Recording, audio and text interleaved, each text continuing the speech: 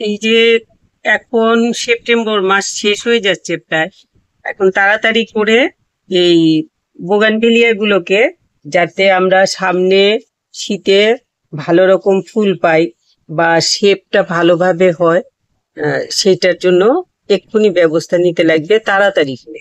তো সেই জন্য আমি এখন আমি করছি, তবু একটা করে দেখাচ্ছি যে আমাদের কি করতে লাগবে।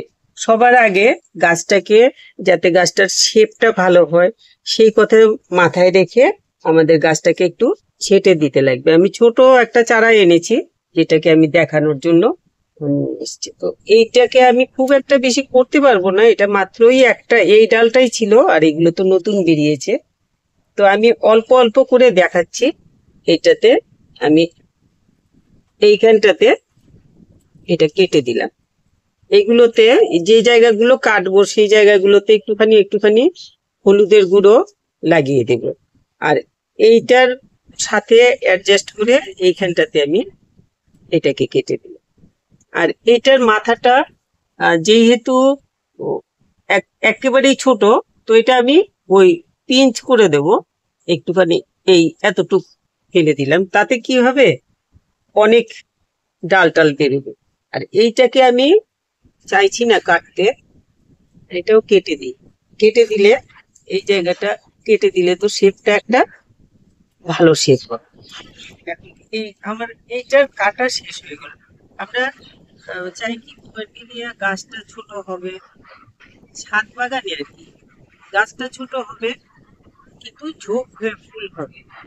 সেই জন্য এরকম করে ছেটে, আপনার যদি ইচ্ছে হয় যে না আমি ডালটাকে লম্বা করব, লম্বা করে আমি ব্যান্ড করে এটাকে একটা শেপ দেব, তাহলে ডালটাকে লম্বা করে ওইভাবে ব্যান্ড করে নিতে পারেন। কিন্তু এরকম করে করলে পরে কি হবে, গোল হয়ে ঝোপালো হবে আর কি।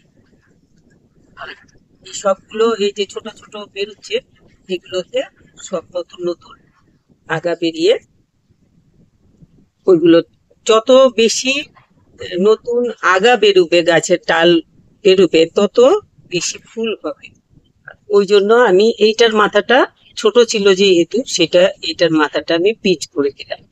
তো এখন দিতে লাগবে গাছকে যথেষ্ট পরিমাণে খাবার দিতে লাগবে, যাতে এই সময়টার মধ্যে গাছ অনেকখানি খাবার খেয়ে বেশ হৃষ্টপুষ্ট হয়ে স্বাস্থ্য ভালো করে রাখতে পারে। তারপরে যখন ফুল ফোটার সময়, তখন যাতে গাছের কোনো রকম অসুবিধা না হয়। তো সেই জন্য আমরা গাছের সাইড গুলোকে এইভাবে একদম সাইড বরাবর ওড়াতে না লাগিয়ে, আমার গাছ ছোট, গাছ বলছি টব বেশি বড় না, ছোট টব, কিন্তু এই টবের মধ্যে 8 ইঞ্চি টব, এই টবের মধ্যে তাও ভর্তি মাটি দিই না, আমি একটু কমই দিই মাটিটা।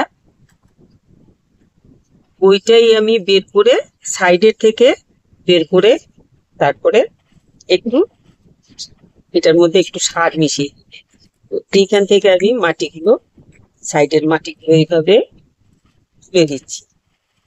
এই সময়টাতে করে দিলে পরে কি হবে, গাছ যথেষ্ট পরিমাণে খাবার পেয়ে গাছের অনেকটা বেশি স্বাস্থ্য ভালো হবে, গাছ অনেক বেশি ঝোপালো হয়ে যাবে। স্বাস্থ্য ভালো হওয়া মানে কি, গাছের ডালপালা বেরোনো, বেশি করে অনেক ডালপালা হওয়ার, গাছের স্বাস্থ্য ভালো থাকা, যাতে সব রকমের গাছটা সুস্থ থাকে সেটাও দেখতে লাগবে, আর হৃষ্টপুষ্ট হয়ে ওঠে গাছটা সেটাও। তো এই করে আমি ওপরের মাটিটা সেট করে দিলাম। এখন এই মাটিটার মধ্যেই আমি, মাটিটা বেশি খুব একটা পুরোনো না, দেখতেই পাচ্ছেন আমার গাছ নতুন, পুরোনো গাছ না এটা। পুরোনো গাছগুলোকে আমি আগে রেডি করে ফেলছি। এই মাটিটার সাথে আমি একটু, এই মাটিটা একটুখানি আঠালো টাইপের মাটি হয়ে গেছে, এটার সাথে আমি অল্প একটু এই যে এতটুকু বালি দিয়ে দিচ্ছি, আর অল্প একটুখানি এই যে কোকোপিটও দিয়ে দিচ্ছি, অল্প একটুখানি, একটু কোকোপিট দিলাম। আর এই যে পুরোনো গোবর সার, গোবর সারটা দিলাম কয়েকটা। এই আরেকটু দিয়ে দিলাম গোবর সার এটার মধ্যে। আর এটাতে দেবো আমি একটুখানি ডিমের খোসা।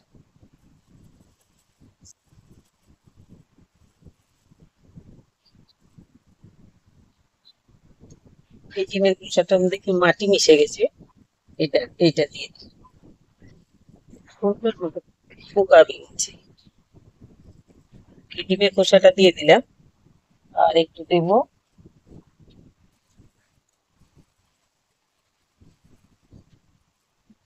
কলার খোসা। পটাশ, ক্যালসিয়াম, যা যা লাগে গাছের সবকিছুই গাছ পেয়ে যাবে।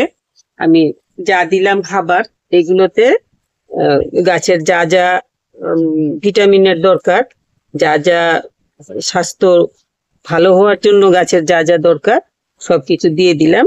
এখন আমি এটা ভালো করে মিশিয়ে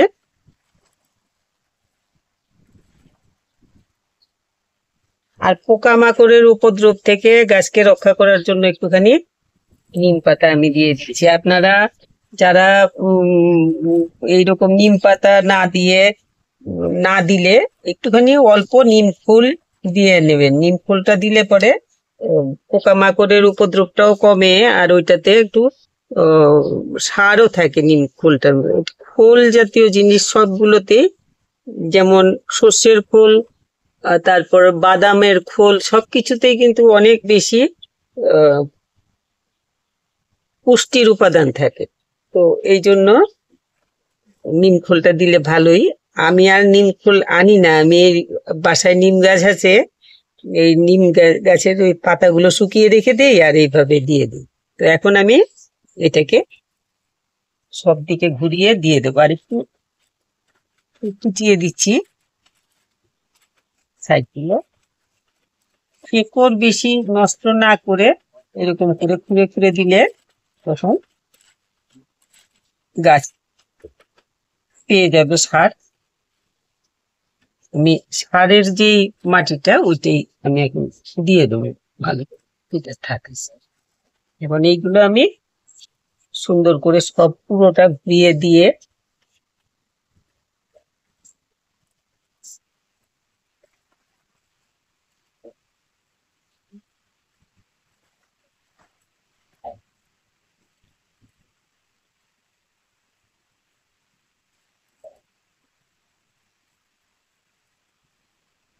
এখন ভালো করে গাছে জল দিয়ে দিতে লাগবে। আর ভালো করে জল দিয়ে গাছকে পুরো রোদের মধ্যে রাখতে লাগবে। এখন থেকে গাছ যদি পুরো রোদের মধ্যে থাকে তাহলে গাছ কিন্তু খুব ভালো বেশি করে ফুল হবে। বোগানভিলিয়া রোদ পছন্দ করে বেশি। তো আমি এখন আজকে আমি এটাকে দিচ্ছি না রোদে, আমি এখন জল দিয়ে দিচ্ছি।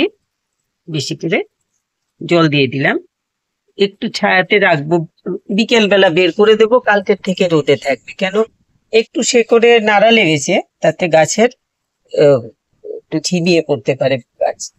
এই জন্য এখন আর আমি এটাকে রোদে দিলাম না, বিকেল বেলা বের করে দেবো। রোদটা যখন কমবে তখন বের করে দেবো, তারপর থেকে এটা কিন্তু রোদেই থাকবে, আর রোদের থেকে সরাবো না। যেগুলো গাছে, কিছু কিছু গাছে আমার ফুল চলে এসছে, যেগুলোতে একদম শুরুতে একটুখানি সারটা দিয়ে দিয়েছিলাম, পুরো রোদের মধ্যে আছে, পাতা নেই কিন্তু ফুল চলে এসছে, দেখাচ্ছি। এই যে এই গাছটা, এইটাতে যেমন ফুল চলে এসছে, আরেকটা দেখাচ্ছি, এটাতে মাত্র আসছে এখন, পাতা কিন্তু একটাও নেই। এটাতে অনেক দিন আগেই আমি একটু সারটা দিয়ে দিয়েছিলাম, আবার একটুখানি ঘাস পাতা উঠে গেছে, এই যে সব ফুল চলে এসছে। তো এইরকম ভাবে পুরো রোদের মধ্যে রেখে দেবেন যাতে গাছ থাকে। আমার এই সাইডে বোগানভিলিয়া সবগুলো আমি একদম রোদে রেখেছি। কিছু গাছ আছে যেগুলো নাকি এখনো এগুলোর টেক কেয়ার করা হয়নি, এই যে এগুলোতে একটু সারটা দিয়ে দিতে লাগবে, তাহলে গাছ আগামী ইয়েতে যথেষ্ট পরিমাণে ফুল পাওয়া যাবে। এই গাছটাকেও ছেটে দিয়েছি, এই ডালটাকে আরো ছোট করে দিলে ভালো হতো, এটাকেও ছেটে দিয়েছি, যে ছেটে এটাকে সারটা দিয়ে দিয়েছি। এইভাবে এক্ষুনি এক্ষুনি যারা বোগানভিলিয়া করছেন এক্ষুনি বোগানভিলিয়ার এইভাবে যত্ন নিন, তাহলে পরে আগামীতে সিজনে অনেক বেশি ফুল পাবেন আর গাছের শেপটা ভালো হয়ে হবে। তো এই ছিল আজকে বোগানভিলিয়ার উপরে। আর রোদে রাখতে লাগবে, কিন্তু এটা সকাল থেকে বিকেল পর্যন্ত পুরো রোদটা যদি পায় তাহলে গাছে ফুল একদম শুরুর থেকে শেষ পর্যন্ত এরকম ফুল পেয়ে যাবেন। তো আমি সব গাছ রাখতে পারিনি শুরুতে, রোদের থেকে চলে এসে। তো আজকে রোদ উঠেছে ভীষণ বেশি, রোদে দাঁড়িয়ে কথা বলা যাচ্ছে না। তো আমি যে বলছিলাম এই যে এইগুলোকে রোদে রাখতে লাগে। এই সাইডে আমার কিছু, এই দিকটাতে বোগানভিলিয়া কিছু রেখেছিলাম। যখন এক একটা সিজনে এক একটা ফুলের বেশি ইয়ে হয়ে যায়, তো ওইগুলোকে আমি বাইরের ইয়েতে রাখি, আর শেডের তলায় রাখলে পরে ফুলটা ফুটতে দেরি হয়। যেগুলো বাইরে ছিল ওইগুলোতে কিন্তু ফুল ফোটা শুরু হয়ে গেছে।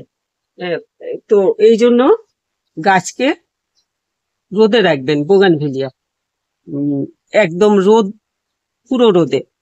আর এক্ষুনি এইগুলোকে যদি ভালো একটা, যার যেমন শেপ দেওয়ার ইচ্ছে ওই রকম শেপ দেওয়ার জন্য এক্ষুনি কেটে ছেটে তারপরে এগুলোকে ভালো করে সার দিয়ে, যে যে অর্গানিক পছন্দ করেন অর্গানিক সার, যে অর্গানিক পছন্দ করেন না ওরা কি যেন ডিএপি টিএপি কি কি দেয়, অর্গানিক বা ইনঅর্গানিক যাই হোক, এখনই গাছের গোড়ায় আমি যেমন করে দেখালাম এমন করে দিয়ে, আর গাছকে কেটে ছেটে সুন্দর করে শেপ ধরার জন্য, গাছে কাটলে পরে কি হয় অনেক ডালপালা বেরোয়, একদম যে একটা দুটো ডাল হয়ে বা একটা শেপটা বেঢপ হয়ে থাকে। আমার একটা দুটো গাছ আছে বেঢপ হয়ে রয়েছে, কিন্তু আমি কাটতে পারছি না।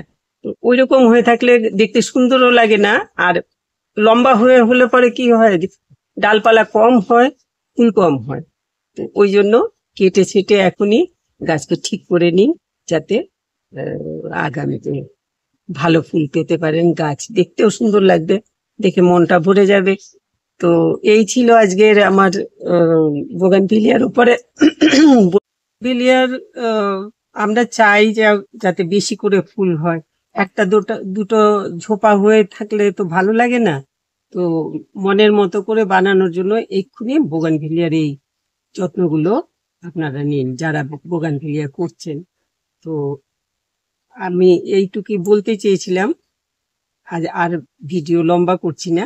সবাই খুব ভালো থাকবেন, আর ভালো লাগলে একটু লাইক শেয়ার করবেন, একটু যারা সাবস্ক্রাইব করেননি একটু সাবস্ক্রাইব করে নেবেন, কমেন্ট করবেন, কিছু জানার থাকে বা কিছু বলার থাকে, যাই হোক কমেন্ট করবেন। সবাই খুব ভালো থাকবে।